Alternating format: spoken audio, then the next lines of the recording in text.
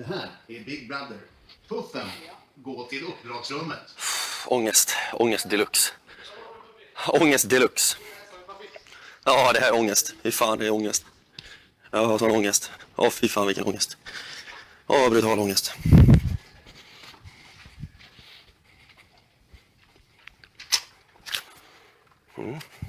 Slå upp ordet ångest. Där har du mig just nu.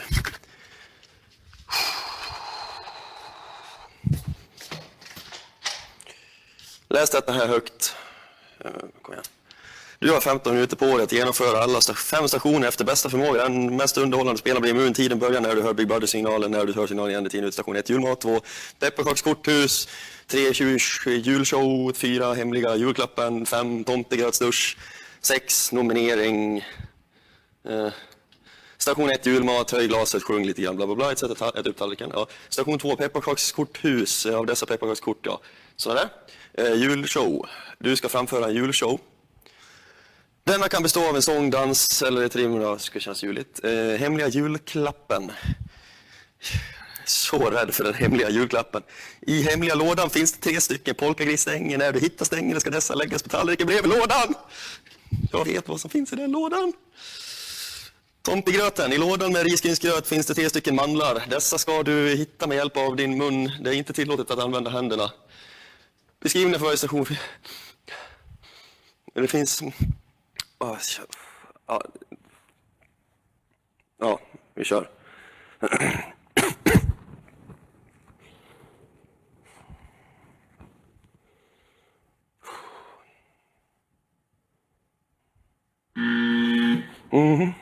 Gå på julmaten. Jag har lite dålig mage idag. Helt okej. Inte.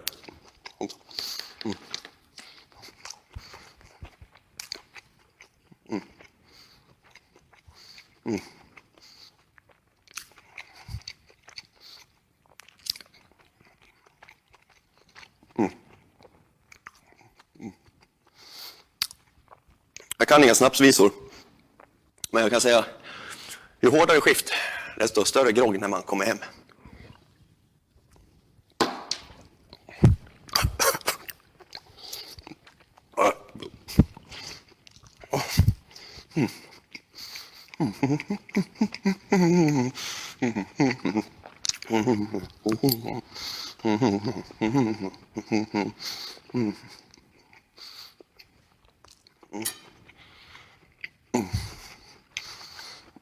Vad gott. Faktiskt var det okej.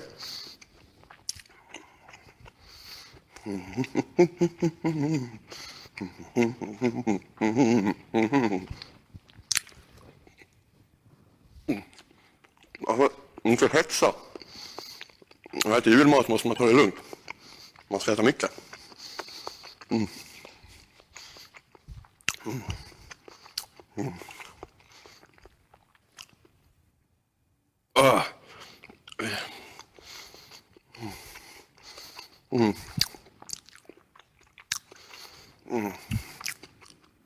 Ja, biggest loser, here we come.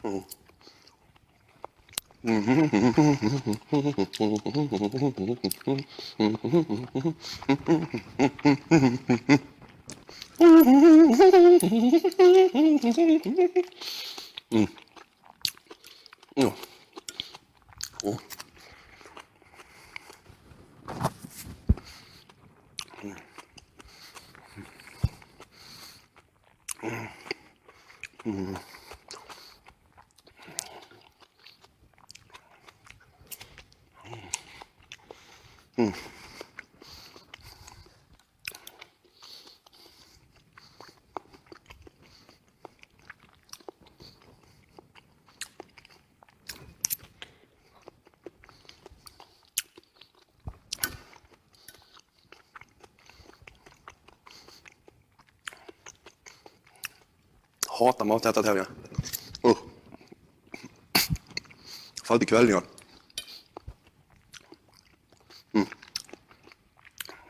Fan vad rödbetssallad är gott alltså. Och lite för stark senap på sillen.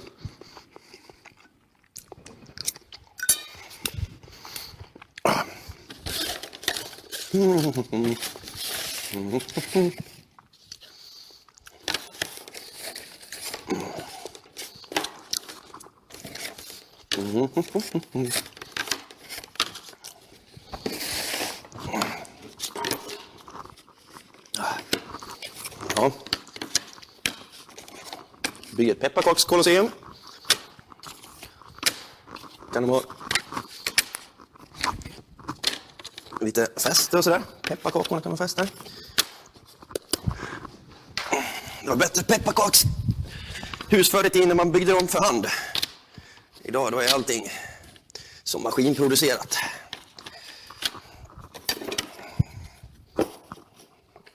Där kan kungpepparkakan sitta. Oj. Sån, det är bra. Jag var ju fan utslängd och julkabarén när jag var liten. Fick inte vara med, jag var för dålig. Så jag ska ju nu.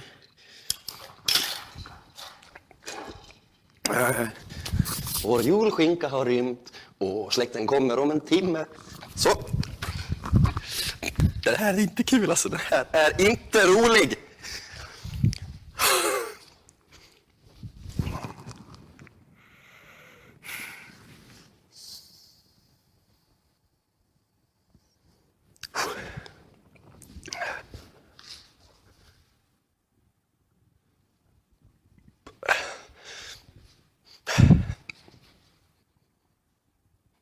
Hallå? Hallå?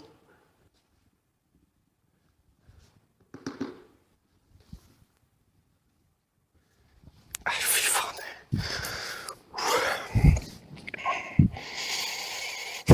Jag finns inte. Hej herr Orm. Herr Orm, jag kommer nu att sakta föra in min hand. Snällt och försiktigt. Här nere, där du finns. Oj, börjar du röra på dig nu? Okej, jag finns inte. Gå inom dig, gå bortom dig. Du låter. Du gör ljud. Hallå? Kan du säga något? Fan alltså, det är ju... Jag vill ju egentligen inte se vad det är för någonting. Men det strider mot all logik att...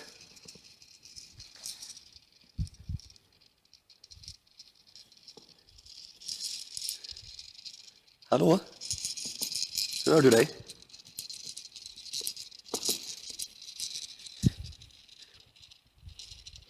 Hallå? Jag hör inte ens dig. Du får fan prata Hallå? Oj, nu irriterar jag. Fan, det här är inte bra. Okej. Jag injicerar nu mitt snällaste finger. In. Ner. Snäll. Inga problem. Det är lugnt. Det kommer gå bra. Slutet gott, allting gott. Det kommer gå bra.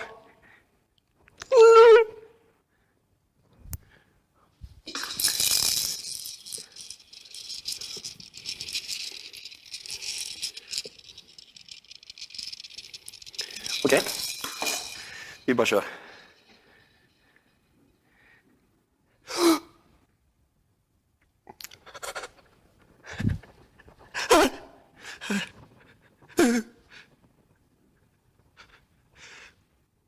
Snäll och fin.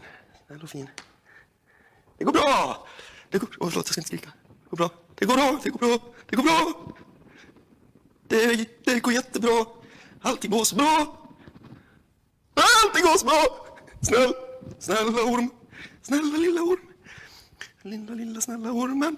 Vart är du någonstans? Snälla gå igen dig i ett hörn. Nej, äckligt. Så var det äckligt. Kom igen nu då. Sluta! Kör ner den upp. Kör ner den. Ta upp polkagrisen. Ta polkagris. Det var polkagris så. Polkagris stänger. Vad är det där för något? Det där var inte polkagrisstång. Det kan jag då säga. Det där var inte polkagrisstång. Det var inte... Åh, äckligt. Vad är det för något? Åh, vad är det? Det är så jävla mjukt. Äckligt och...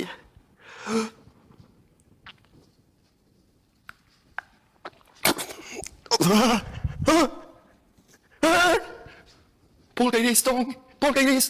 Polka. Jag finns inte. Var det där? Jag finns inte. Det är ingenting. Det är asvidrigt. Kom igen, polkagrisstång. Men vad fan, hur svårt ska det vara att hitta en jävla polkagris? Åh, vad är det där? Fy fan. Det göttar vi på här. Nu kör vi. Vad är det där för något?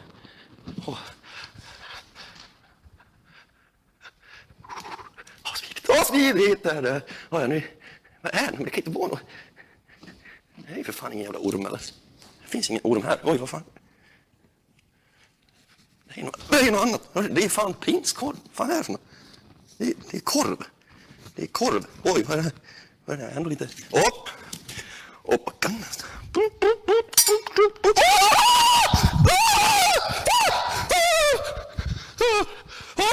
Det är ingen riktig orm eller? Nej!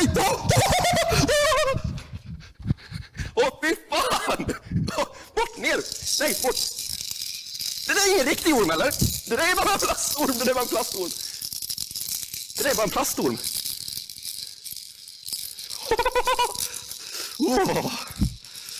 Fy fan. Kommer aldrig att skratta åt på Fear Factory igen. Det där är bara en plastorm. Det är bara en låtsasorm. Det är ingen riktig orm. Det är bara en plastorm. Fan. Ner med dig, dumma plastorm. Bort. Okej, polkagris nummer 2. Nu kör vi.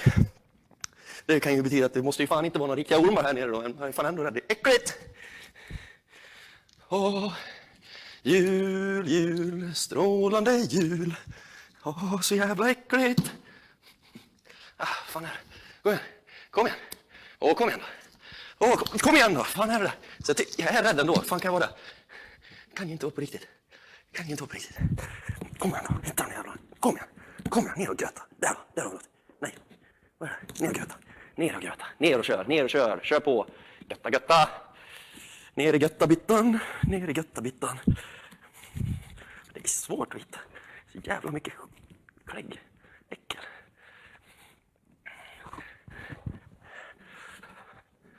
Fan. Vad är det här? Varför? Jag hittar inte på något. Fan, svårt. Där, kan jag där är det. Nej, det är fortfarande plastorm bara. Varför är du så jävla rädd? Sluta, du är dum i huvudet. Det är något fel på dig. Det är något fel i min hjärna. Ner och kom aldrig upp igen, din jävla förbannade plastormshelvetes. Fan. Äcklig är du. Fan, jag blir fan rädd ändå. Jag är ju psykiskt jävla fragil. Man är ju hispan nästa, så man är helt jävla slut.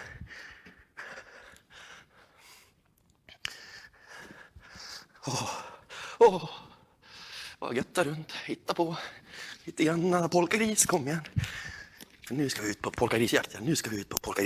Jag har hittat dig, jag har tagit alla 3 och nu jävla kör jag på. Nu ska jag suga mandlarna ur den här jävla lådan.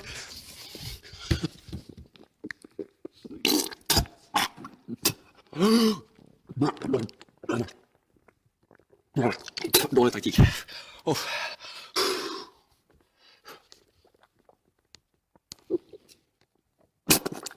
Svirigt.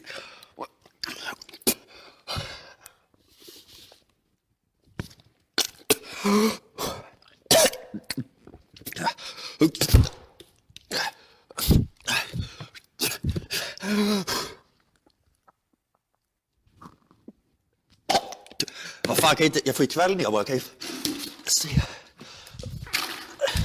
En handduk. Jag måste för fan finnas en handduk någonstans. Jag har lite... Ja, men vad fan.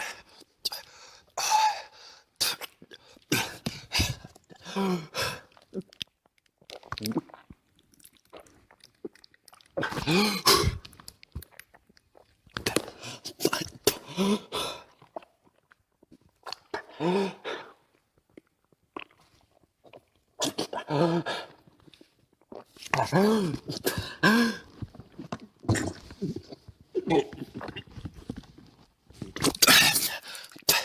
vad fan är det för skit?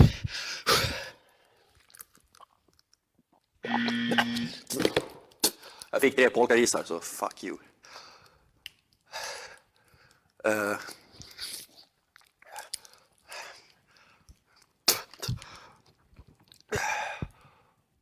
En handduk.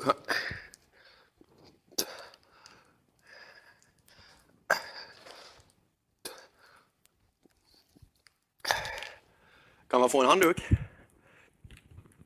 Jag är hemskt ledsen att det blev så stökigt och det där äckliga jävla skit. Åt fan. Helvete. Vilken skit. Okej. Jag skulle gärna vilja se vad jag gör.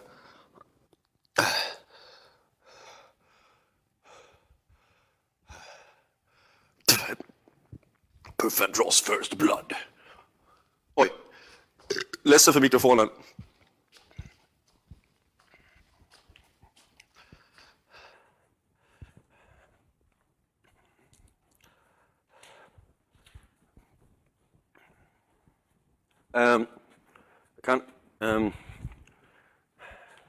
Jag ska bara ta och tvätta händerna lite snabbt så kan jag ta med min tröja i alla fall.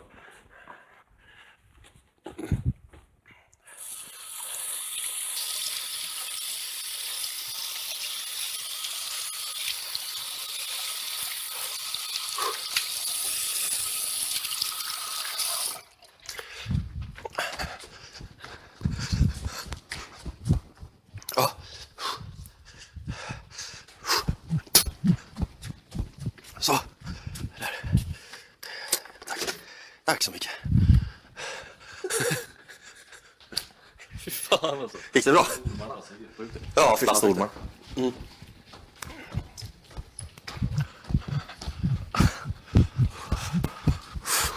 Ja, för fan.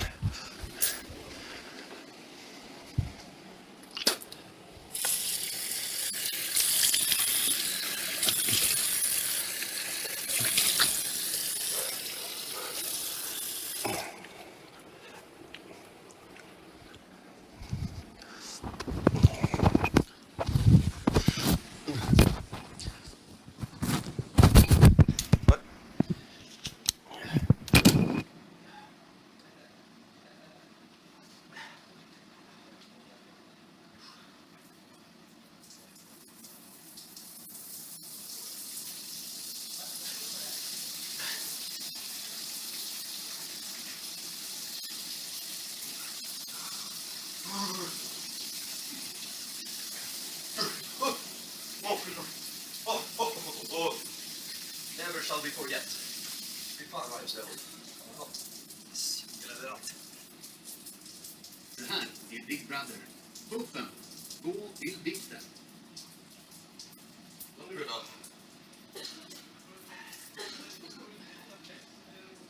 då? Fy fan jag dör. Jag dör. Jag dör. Jag tar den nu då. Skit i den.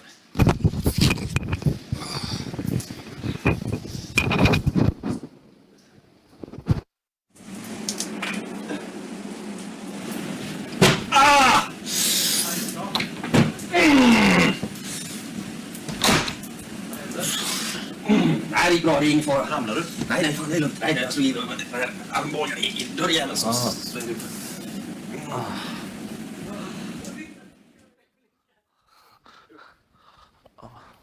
Du kan säga om du säger. Vi får inte prata om det. Men det är en regel genomgående i här. Nej, inte längre. De är väck. Den sista veckan, inga regler. Fuck! No mercy! Anarchy, man!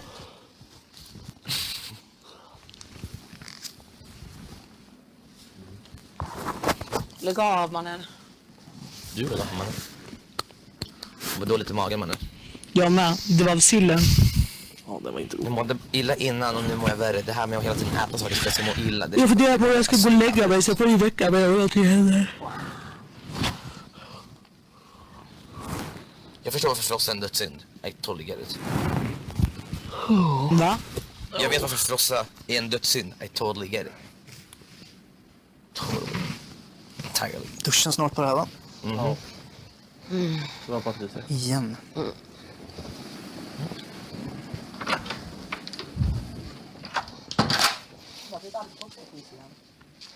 Ja. Jag måste sätta mitt hår. Shit. Nej, men det skvätte upp sen. Det här går inte att rädda. Oj. Au! Jag gjorde ingenting, jag sa på mamma. Det där går inte att rädda.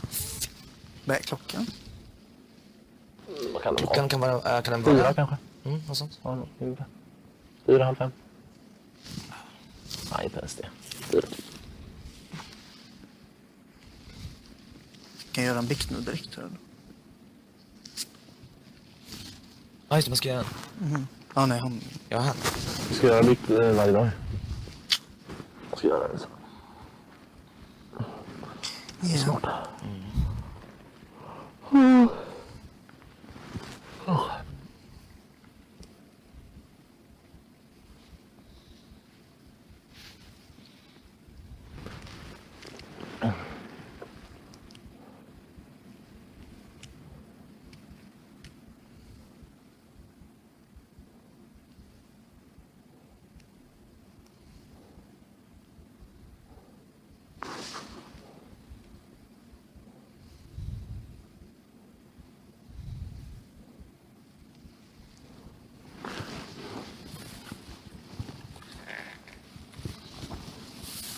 Patricia, gå till uppdragsrummet. Patricia. Vad du? Ja, det är det. Det är det.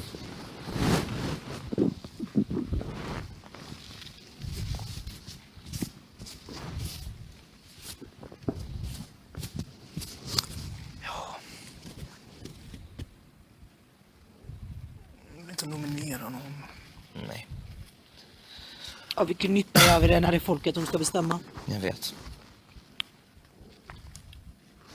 Vet ni vem ni ska nominera? Nej. Inte än.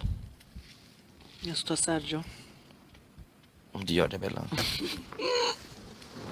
All evighet i helvetet för dig. 1000 nålar på din pung.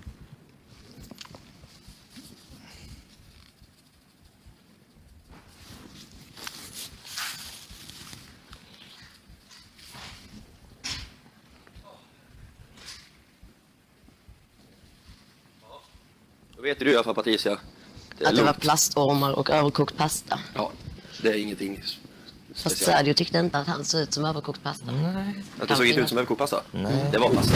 Ja, det kan ha varit 2 lådor. Det var... Nej, det var pasta. Ja, men jag menar att det kan vara en låda till med riktiga Det är ord. inte det. Är inte. Det kan ju, Det är inte det. Säkert är det inte. de kan ju skoja till det lite så här för att vi har snackat om att det är Jonas så drog de en Ja, sån men nu. det, Och så det, drog- det plastormen såg man ju genom hålet. Och det var ju det som var fången och trodde. Så att det, Ja, man exakt. ser ju inte skillnad på det.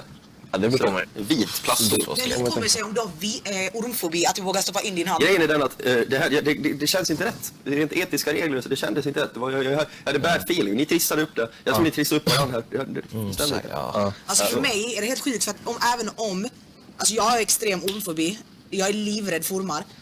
Alltså det spelar ingen roll, bara jag såg att det var någonting som liknade en orm där, alltså det går inte. Ja. Jag ville till och med lämna hela rummet först, jag tänkte jag lämnar uppdragsrummet helt och hållet. Ja. För att de skulle hoppa ut ur hålet och jaga dig. Nej men bara typ så, jag vill inte vara i närheten av ormar, jag höll alltså på att svimma den gången jag tog in en orm här inne, det var fan inte kul. Alltså jag höll på att få hjärtattack. Hur såg det ut? Ja, det fick jag också nästan. Jag stod där och skakade Jag efter jävla tänkte, burken. jag var så jävla nära att hoppa ifrån soffan och gå och låsa in mig i toaletten. du sa på Alltså för att jag var så jävla rädd. Julshowen. Ja, vad sa du då? Våran julskinka har rymt och släkten kommer om en timme. Sen gick jag vidare bara. Ja. Men det hördes inte kanske. Ja, vi hörde lite snabbt bara det. Nej. Jag hörde inte. Nej, Vad sa du till nubben? jag kan inte bara ställa mig och köra en julshow. Jag har noll talang för det. Ja, men nubben där. Ja, du har ju talang för den. Nubben, vad var det du sa då? Jag hördes ingenting av det jag Jo, sa. du sa så här, ja, långt skift och en Alltså, sol. ju jobbigare skift, desto större grogg när man Ja. kommer hem. Bara. Så jobbigare skift. Det är faktiskt från en finländare som en vän till mig jobbade med. Han satt alltid så här jag tror pappersbruk eller så här. Ja. Ja, jobbigare skift. ju jobbigare sift, desto större grogg när man kommer hem. Det var så här super-vemodet själv. Bara, så det gjorde ingenting annat. Kör hårt nu. Så det var det jag tänkte. Jag kan inga snapsvisor. Jag tror inte det blir jag tror det kommer så. Nyhetsmeddelande. Det blir så sjukt. Så blir det inte Klart du ska. publicerat. Du kommer få göra det. Du får en alkoholfri nubbe. Ja. Det är jag inte. Men drack inte du sake förra gången? Jo. Men profen fick ju vegetarisk mat, det är ju samma sak. Ja. Det var ju schysst mat, jag tyckte det var god. Det var senapssill, var inte för senapig, men annars så... Sillen var ingen höjdare, det var bara svingen eller bara så snabbt. Ja, jag fick... Jag hatar att hetsa i mig mat, det är så äckligt att äckligt. hetsa i sig mat. Jag får Jag kvällen. lägger också, det var 6 bitar. Det var gott ändå. Fick du också det? Ja. Det såg ju inte ut som att ni fick så många. Det var första jag reagerade på. Jag bara, det ser inte ens ut som alla andra fick så här mycket. 5 eller 6 bitar. Men Inte det tog lång tid för mig att äta. Nej, mittemellan. Mittemellan, ja. Men din mat ser lite lättare ut på vissa sätt. Det är spettet och sånt. Men Jag hade sett fram emot att äta prinskorven egentligen, haft en ursäkt bara. Åh nej, prinskorv! Fan vad tråkigt. Jag har så Big Brother. Patricia. till uppdragsrummet. jag hade väntat faktiskt på att det skulle komma. Ni har fått meddelande.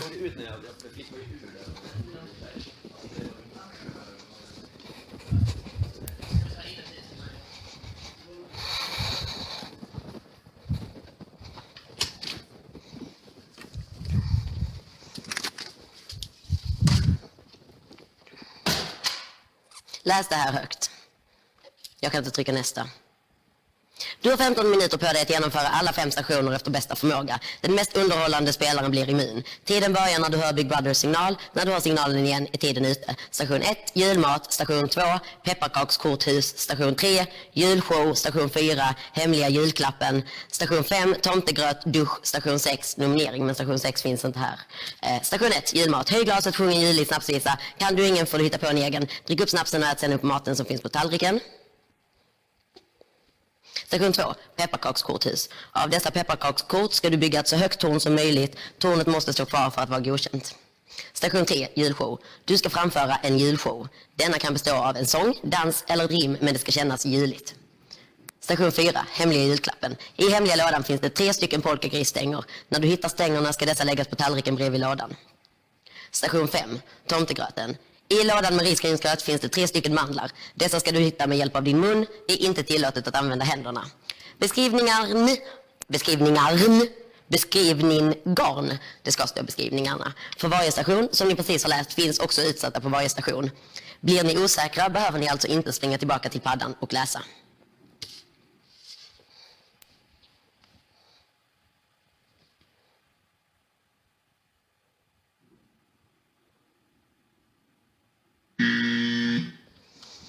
Tuborg grön och T-röd, sing halleluja, bass som bass.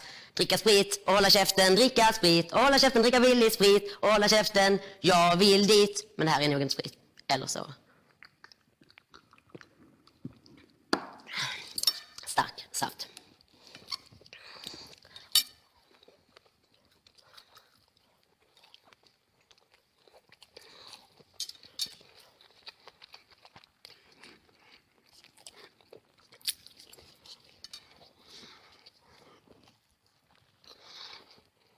Den var god.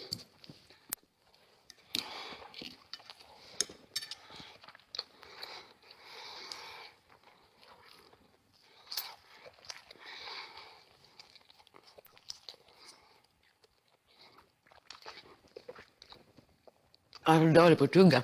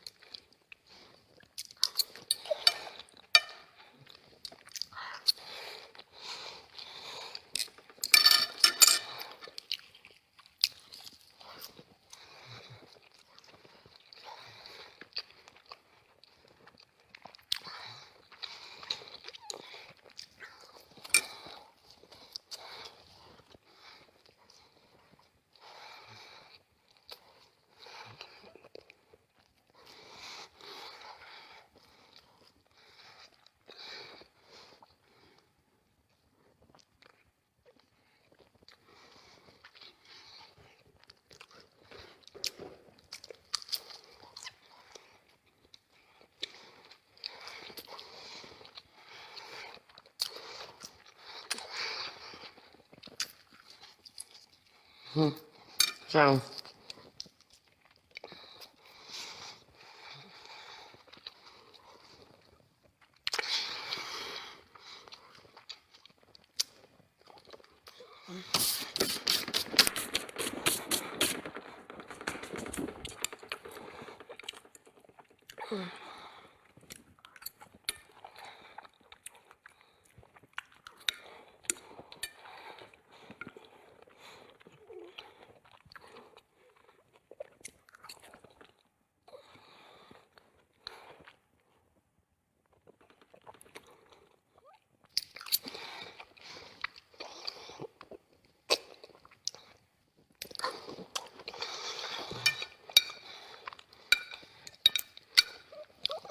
Jag har sparat en god tugga till sist.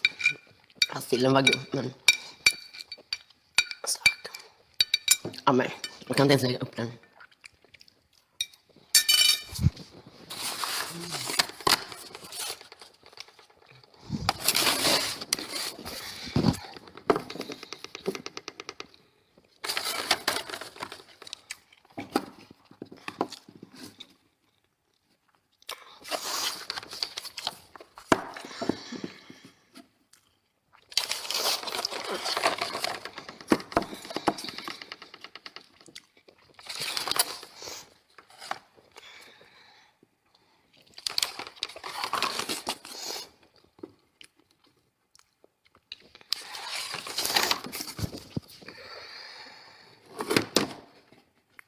Alltså jag är ju inte snabb.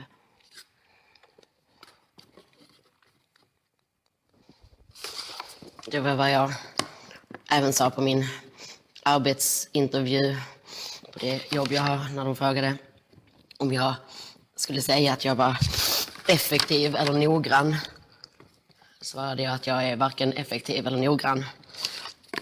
Ineffektiv och tvångig, men inte noggrann. Jag gillar havsberg. Det vet vi inte.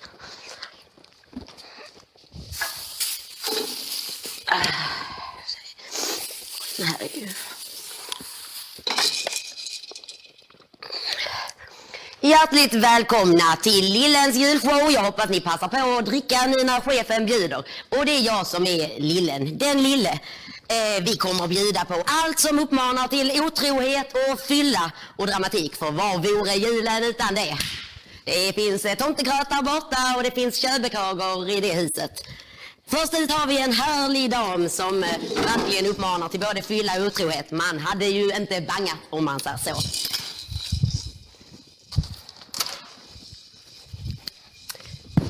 Direkt från den skånska landsbygden. Jag såg mamma kyssa tomten jag. Tänk om mikrofonen inte hade varit iväg.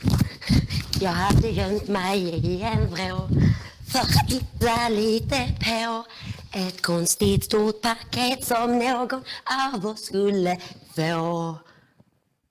Och där var det paketet som jag då har hört att det är rälig pasta i. Fan, det här är ju jävligt äcklig pasta att gräva i. Och jävligt äckliga saker.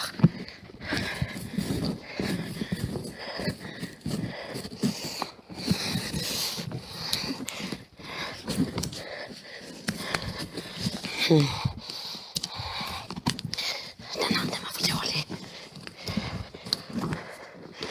Hur fan ska jag kunna hitta något jävla stäng? Det går ju inte att flytta handen i det.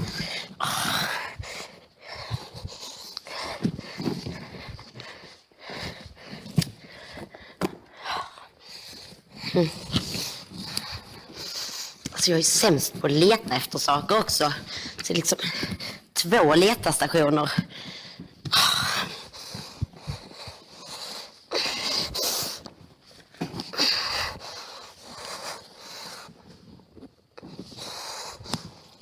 Alltså, det är helt omöjligt. Det är liksom, det är bara en massa annan skit. Alltså, vad i helvete. Här var en jävla... Alltså...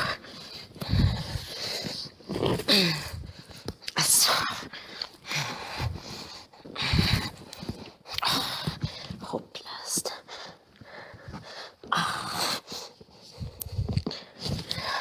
Alltså det här går ju inte.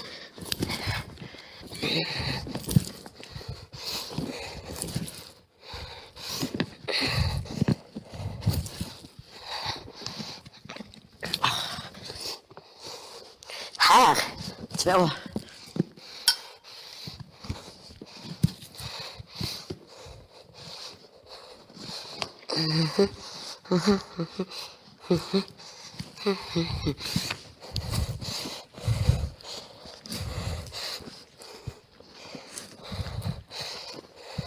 Här, 3. Så ja.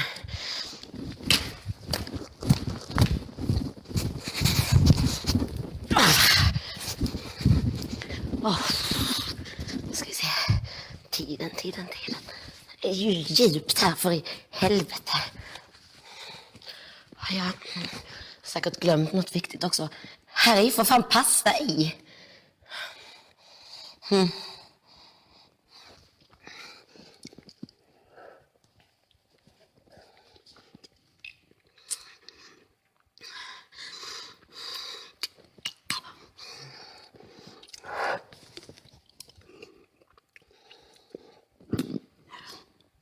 Alltså det här är bara...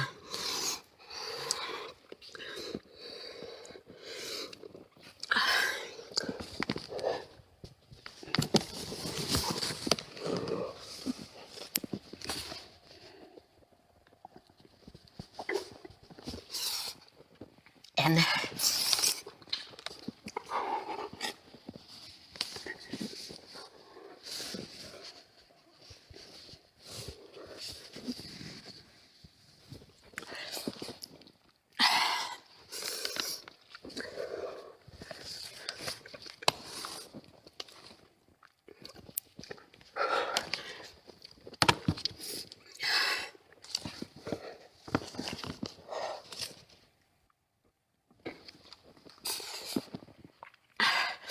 Så.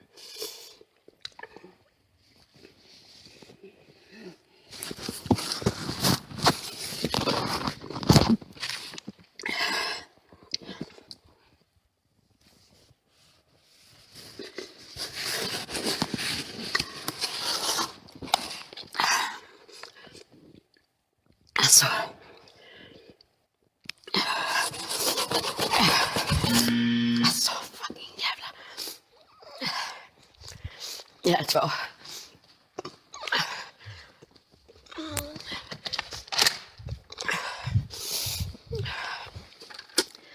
Tack. Bra jobbat. Tack.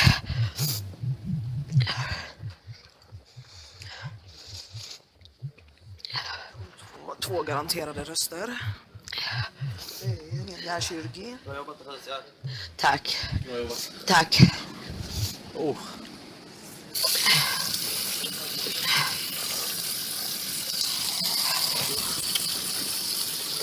Du vet att vi hittade pastan där? Ja, Du vet vad det betyder? att det är samma gröt, ja. Ja. Och när du tittar på mig där, just den där sekunden du tittar på mig, att det är samma gröt och ser ut sådär. That is crazy. Ja. That's how a crazy person is. Ja. Ja. Jag tänkte så, vad fan, det är samma gröt. Visst var det äckligt ändå med pastan? Alltså även för att man vet av det så är det såhär... Ja, det låg pasta utanför den först. Alltså, och den omlådan också, så det var ju inget ändrat på den heller. Nej.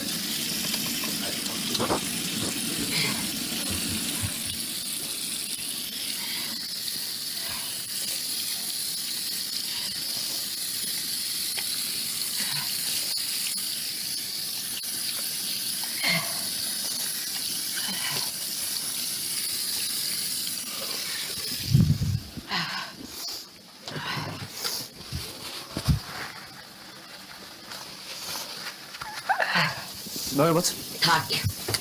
Vi hade samma gröt allihopa. Det var det jag tänkte fråga. Om du upplevde det som att den var gammal eller? Ja, och det låg pasta i den och jag hade ingen pasta på händerna och det låg som lång pasta och det var puffen som hade tappat den. Fy fan vad taskigt. Och vid omlådan så typ låg det också lite pasta utanför så det var också puffens gamla. Alltså, För jag hade såna här korta svarta hårstrån i min. Jag trodde Ja. att det kom från mig själv. Men jag reagerade då över att de var korta. och svarta. Ja, det var ju Andreas då. Ja, för jag hade också hårstrån, massa hårstrån och massa gammal pasta och allt sånt i gröten. Så vi hade alla samma gröt. Ja men fy fan. Så vi har alla hånglat. Eller rättare sagt, jag har hånglat med alla er. De flesta har hånglat framförallt med Tino tror jag. Ja, alla har hånglat med Isabella. Du gjorde en rejäl jävla ångling. Det värsta var att jag spottade. Jo, jag vet. Det är lika bra vi gör det på riktigt också då. Bella. Ja, visst.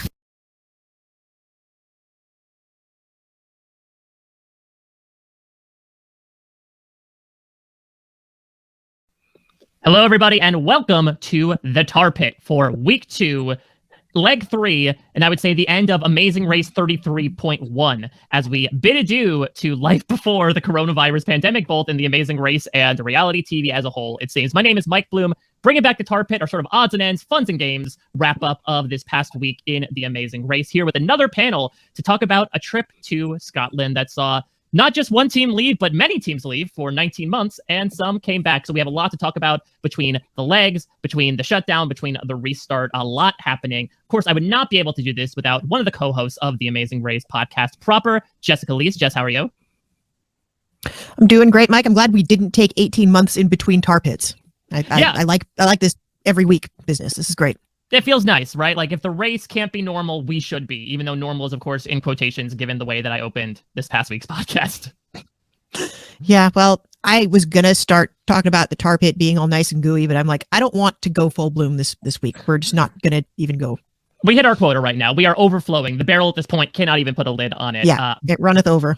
But once again, Rob is not able to join us, but we have a really fantastic guest to bring on because he really is, I would say, one of the staples of a reality TV commentary just out there in the universe. He's most well known for his opinions on Big Brother, on Survivor. So when I see Taron Armstrong see that he's going to hop on a stream and talk about Amazing Race, color me a little bit shocked, but we felt the perfect week to bring him on, considering that as a self-proclaimed robot, he knows a bit or two about reboots. So happy to welcome Taron to the Tar Pit. How's it going, Taron?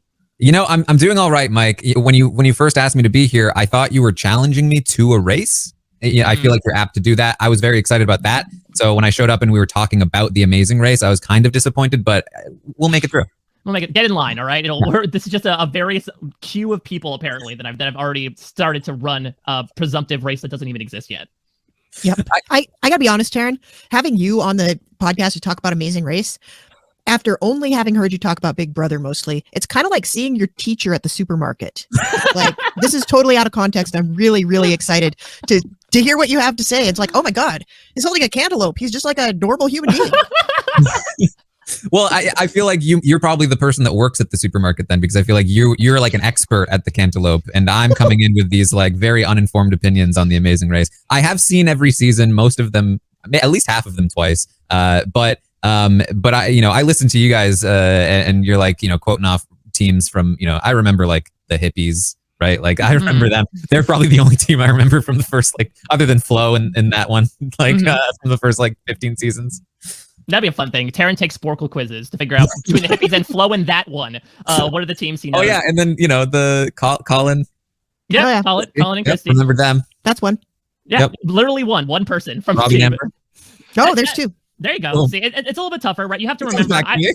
I've experienced this as well as someone who has gained just like a continuing encyclopedic, useless knowledge of these reality TV contestants. Amazing Race is hard, and just I think you can agree with this, right? Because you have to remember twice as many names. It's true. Yeah, it's specifically their relations to each other. It's 22 people every season.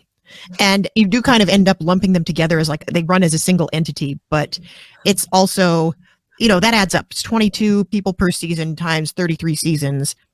Plus there's a couple where they had an extra team or two. It's a lot.